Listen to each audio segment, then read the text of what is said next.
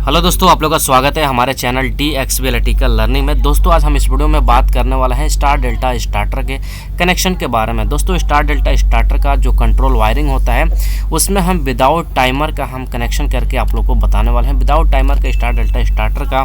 Connection कैसे होता है आज हम इसी के बारे में डिस्कस करने वाले हैं। तो दोस्तों इसका कनेक्शन करने के लिए सबसे पहले हमारे पास एक NC पुश बटन चाहिए और उसके बाद एक NO पुश बटन चाहिए। दोस्तों यहाँ पे टाइमर के जगह पे यहाँ पे एक सिलेक्टर स्विच को यूज किए हैं जिसमें यहाँ पे 2 NO बटन है। यहाँ पे 2 NO बटन का जरूरत पड़ता है। दोस्तों एक साइड में हम करेंगे तो यहाँ पे स्टार जो कंटेक्टर है वो ऑन होएगा, दूसरे साइड में करेंगे तो डेल्टा कंटेक्टर ऑन होएगा। दोस्तों यहाँ पे जो ग्रीन वाला जो बटन आप देख रहे हैं इससे हम कंटेक्टर को ऑन करेंगे और यहाँ पे जो रेड वाला जो बटन पुश बटन देख रहे हैं इससे हम कंटेक्टर को ऑफ करेंगे। दोस्तों हम इसके वायरिंग करने के लिए सबसे पहले हम क्या करते हैं, एक फेस वायर को लेते हैं और फेस वायर लेने के बाद दोस्तों हम क्या करेंगे, एक न्यूट्रल वायर को भी ले लेंगे कुछ इस तरह से। दोस्तों अब हमें क्या करना है, यहाँ पे इसका कंट्रोल वायरिंग करने के लिए हमें क्या करना होता है, एक फेस वायर को लाकर यहाँ पे जो NC पुश बटन देख रहे हैं यहाँ पे रेड वाला, यहाँ पे कनेक्शन कर देना और यहाँ पे कनेक्शन करने के बाद दोस्तों इसी पुश बटन से एक आउटगोइंग वायर को निकालेंगे और एक आउटगोइंग वायर को निकालने के बाद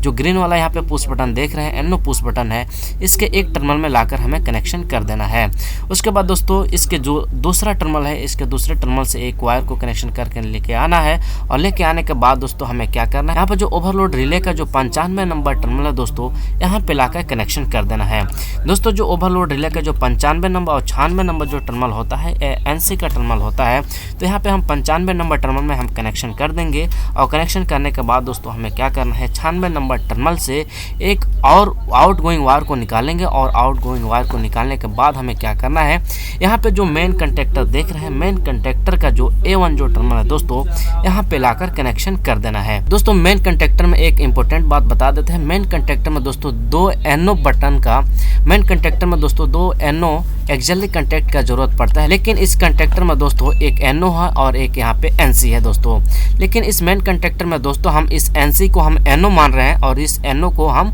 NO मान रहे हैं दोस्तों। इस NC के दोस्तों हम NO मान रहे हैं और नीचे वाला NC को भी हम NO मान रहे हैं, यानी कि दोस्तों यहाँ पे हम 21 के जगह पर हम 23 मानते हैं और 22 के जगह पर दोस्तों हम 24 मानते हैं, यानी कि ये NO टर्मिनल हमें इसको मानना है दोस्तों। उसके बाद दोस्तों हमें क्या करना है, इस A1 टर्मिनल से एक वायर को लेकर आकर यहाँ पे जो 21 नंबर टर्मिनल है दोस्तों जिसको हम 23 माने हैं वहाँ पे लाकर कनेक्शन कर देना है। उसके बाद दोस्तों यहाँ पे 30 नंबर टर्मिनल में कनेक्शन कर देना है, यानी कि दूसरे टर्मिनल में, दूसरे जो NO टर्मिनल है उसमें कनेक्शन करना है। उसके बाद दोस्तों अगर आप देखेंगे नीचे की तरफ यहाँ पे 14 नंबर टर्मिनल है, तो 14 नंबर टर्मिनल से दोस्तों एक वायर को कनेक्शन करके लेके आना है। कनेक्शन करके लेके आने के बाद दोस्तों हमें क्या करना है, जो यहाँ पे NO पुश बटन देख रहे हैं NO पुश बटन का जो इनकमिंग टर्मिनल है दोस्तों वहाँ पे लाकर हमें कनेक्शन कुछ इस तरह से कर देना है दोस्तों। उसके बाद हमें क्या करना है, यहाँ पे दोस्तों यहाँ पे जो 22 नंबर टर्मिनल है 22 नंबर टर्मिनल को दोस्तों हम NO टर्मिनल माने हैं, यानी कि 24 नंबर टर्मिनल मानना है, यानी कि NO टर्मिनल मानना है दोस्तों।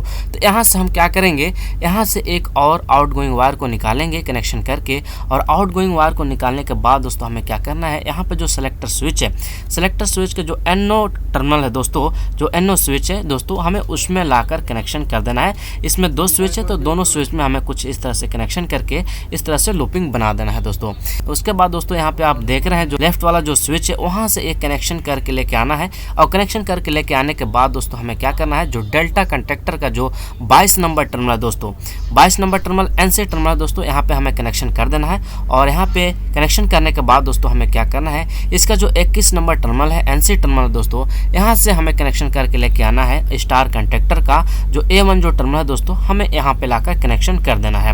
दोस्तों। यहाँ पे कनेक्शन करने के बाद दोस्तों हमें क्या करना है, यहाँ पे फिर दोबारा से आते हैं हम इस सेलेक्टर स्विच की तरफ। यहाँ पे जो राइट वाला जो स्विच है, राइट वाला स्विच से हमें कनेक्शन करके लेकर आएंगे एक वायर को और वायर को लेकर आने के बाद दोस्तों हमें क्या करना है, जो स्टार वाला जो कंटेक्टर है, स्टार वाला कंटेक्टर का जो 22 नंबर टर्मिनल है दोस्तों यानी कि NC टर्मिनल है वहाँ पे हमें कनेक्शन करना है। और उसके बाद दोस्तों हम यहाँ से 21 नंबर टर्मिनल से एक आउटगोइंग वायर को निकालेंगे और आउटगोइंग वायर को निकालने के बाद डेल्टा कंटेक्टर का A1 टर्मिनल में लाकर हमें कनेक्शन कर देना है। इसमें कनेक्शन करने करने के बाद दोस्तों अब हम क्या करेंगे दोस्तों, उसके बाद अब हमें क्या करना है, अब हमें इसमें न्यूट्रल वायर का कनेक्शन करने का बारी आता है। तो यहाँ से हम एक न्यूट्रल वायर को उठाएंगे और न्यूट्रल वायर को उठाने के बाद दोस्तों हमें क्या करना है, जो स्टार वाला जो कंडक्टर है, स्टार वाला कंडक्टर का जो A2 जो टर्मिनल है दोस्तों, A2 टर्मिनल में हमें लाकर कनेक्शन कर देना है। उसके बाद दोस्तों अब हमें क्या करना है, इसी A2 टर्मिनल से एक वायर को कनेक्शन करके लेके आना है और वायर को कनेक्शन करके लेके आने के बाद दोस्तों अब हमें क्या करना है, जो डेल्टा कंडक्टर का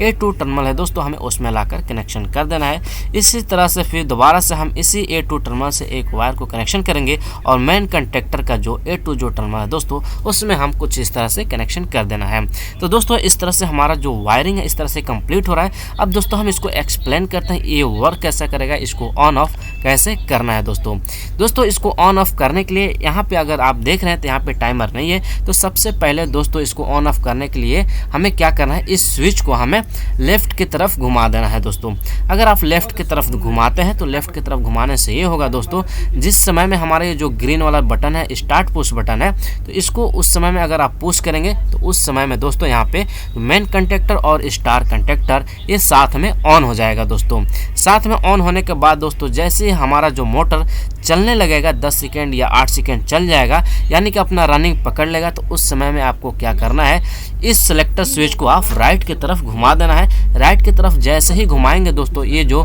स्टार कंडक्टर है, स्टार कंडक्टर बंद हो जाएगा और ये डेल्टा कंडक्टर ऑन हो जाएगा दोस्तों। यहाँ पे दोस्तों एक जो रेड वाला जो पुश बटन है, रेड वाला पुश बटन से हम कंडक्टर को ऑफ कर सकते हैं, यानी कि मोटर को ऑफ कर सकते हैं, और ग्रीन वाला पुश बटन से दोस्तों हम मोटर को चालू कर सकते हैं। और स्टार और डेल्टा में कन्वर्ट करने के लिए दोस्तों हम इस सेलेक्टर स्विच को यूज करेंगे। यहाँ पे टाइमर को हम यूज नहीं कर रहे हैं दोस्तों। तो यहाँ पे लेफ्ट की तरफ जैसे घुमाएंगे तो ये स्टार कंडक्टर ऑन हो जाएगा और राइट की तरफ घुमाएंगे दोस्तों तो ये डेल्टा कंडक्टर ऑन हो जाएगा। दोस्तों आपको ये ध्यान देने का ये बात है, मोटर स्टार्ट करने से पहले इस स्विच को आप लेफ्ट साइड में घुमाकर उसके बाद ही मोटर को स्टार्ट करना है। अगर लेफ्ट साइड में नहीं घुमाते हैं दोस्तों, अगर ये राइट साइड में घुमा के रखते हैं तो ये डेल्टा में स्टार्ट हो जाएगा। तो डेल्टा में स्टार्ट होने से ये होता है दोस्तों, मोटर के ऊपर इफेक्ट आएगा और आपका पावर भी ज़्यादा लेगा दोस्तों। इस तरह से हमारा वीडियो कंप्लीट हो रहा है। अगर हमारा वीडियो अच्छा लगा तो वीडियो को लाइक करिएगा, चैनल को सब्सक्राइब नहीं किए हैं तो चैनल को सब्सक्राइब कर लीजिए ऐसे वीडियो देखने के लिए दोस्तों।